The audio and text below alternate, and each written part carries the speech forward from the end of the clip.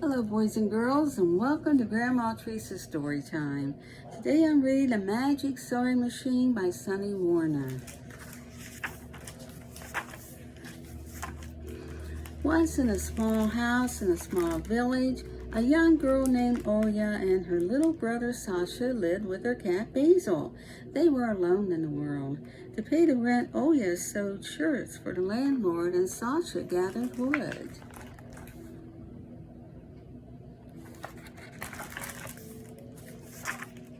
They had sold almost everything they had except their mother's sewing machine. She had told them, "You must always keep the sewing machine. It will help you when all else fails." The landlord told Olya she had to sew more shirts because he was raising the rent. "If you don't get them done, I will take the sewing machine and you and your brother will be off to the orphanage." Olya sewed and sewed, but she could never sew enough. At night, when Olya tucked Sacha into bed, they would talk about running away to find a circus. "I could sew beautiful clothes for the acrobats," Olya would say, and then have a sleep. Sacha would say, "And I could train the lions and tigers."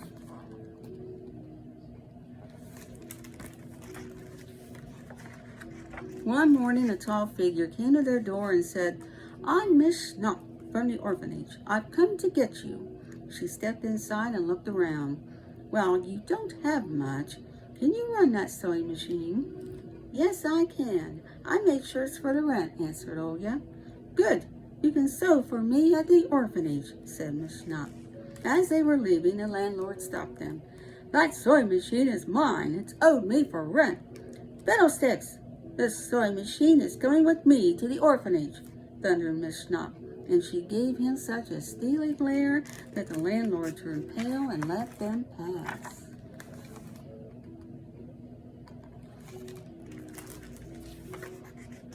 Miss Schnaap ordered Olya and Sacha and Basil into her wagon and took them to the orphanage. At the orphanage it was dark and cold. Miss Schnaap told them, "You will see to it that your work is done. Lazy children do not eat.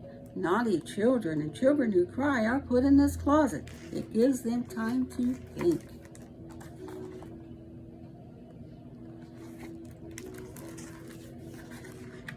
Sacha went to work with the other children making baskets. Olya worked in the attic where she sewed clothes for Miss Schnaap. Basil was put in the cellar to catch mice. The children did the cleaning, the mending, the laundry, and the ironing.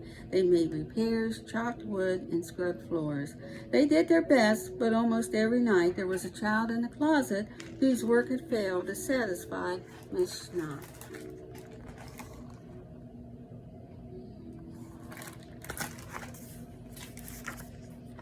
They did the cooking and served Miss Schnaap her meals. She liked sausage for breakfast. They had gruel. She liked roast chicken for lunch. They had turnips. She liked a nice bit of beef for supper. They had the drippings on their bread. Every Friday, Miss Schnaap went to town to sell the baskets the children had made. She bought food for the children, but she never bought enough because she was filling her mattress with most of the money. The lumpier it got, the better she slept.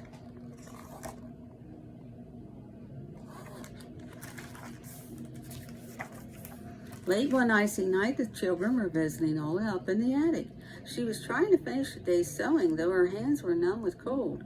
Painted on the sewing machine in tiny golden script were words Olya had read many times before. "If your heart be true and your purpose love, then I will stitch your every wish." Tonight the words seemed to dance strangely in the candlelight as she sewed. She glanced up at the children gathered around her. She could see that Masha's bare feet were blue with cold. Olya said, "I wish Masha had some warm boots." There was a sudden sharp whirl, and two fat little boots flew across the room. "Olya, it's because you wished." "Wish again," said Sacha. "A warm dress," said Olya, working the pedal. "Warm stockings." And out of the humming machine flew a dress and stockings, just Masha's size. And then there were warm clothes for Nadia, for Boris, for Sacha. Warm clothes and feather beds and quilts flew through the air for Alexei, for Maria, until each child, warm and happy, was dancing to the song of the sewing machine.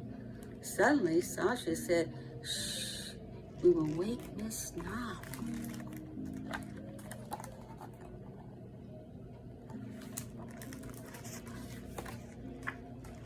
At once, everyone was very quiet. Sacha said, "We must find a way out of this terrible place." "Maybe the sewing machine can help," said Olya. "How?" "Can it sew us each a pair of wings?" said Alexei. "Or maybe some flying carpets," said Nadia. "Wait," said Sacha. "We could fly away on some balloons. Some of those great big ones." Olya pedaled a sewing machine. "Make us a balloon," said Sacha. "A balloon. A balloon. We need a big balloon," said Alexei and Boris, Nadia and Masha, but very quietly. There was a sharp whir, and then something almost as big as the attic began rising out of the sewing machine. It rose until it bumped against the rafters, and then it stopped. "Hooray!" said Sacha. "A balloon!" "It's beautiful," whispered Olya. "I'll get one of the big baskets and we can tie it on," said Nadia.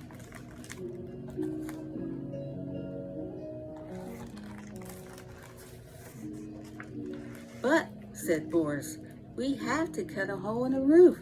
And that's what they did as quietly as they could. Little Masha went down to the kitchen with Olya to pack some supplies very quietly. When everything was ready, Sacha said, "Who wants to be first?" "Me," said Alexei, and he was about to climb into the basket when suddenly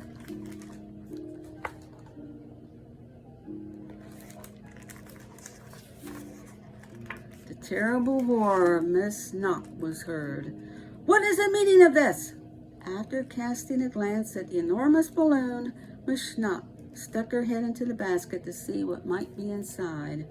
It was at that moment that the balloon broke through the roof, lifting off so suddenly that Miss Schnaap tipped over into the basket.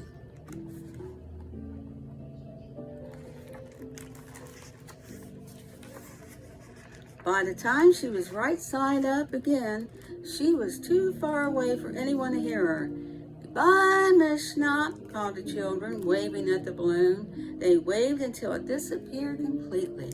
After they were sure it was truly gone, the children hugged each other good night and climbed into bed. That night, they dreamed they drifted past icy stars and falling snow while deep in their warm new feather beds.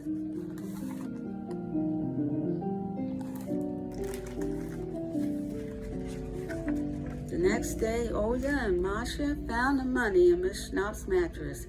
"We're rich," Olya sang.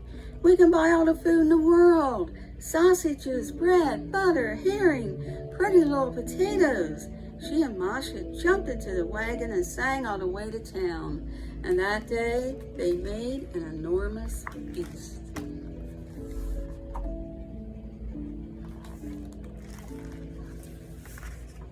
The mayor came by and was surprised to find that Miss Schnaap had gone. When he saw that everything was in order, he left Olya in charge until her return. The children raised a great cheer.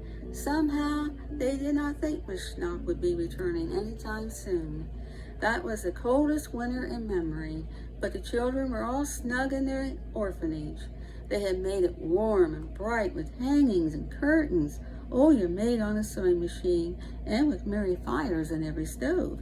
People from the village loved to visit. They taught the children the things they knew, how to read, write, and do numbers, how to juggle and walk a tightrope, how to play the violin and the piccolo.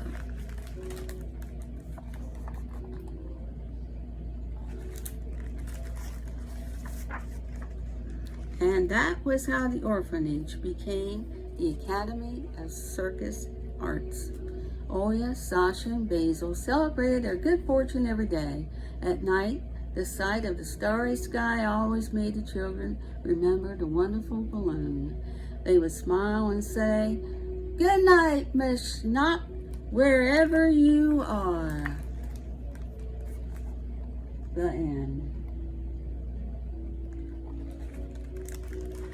Well, it sounded like things turned out really great for them, doesn't it?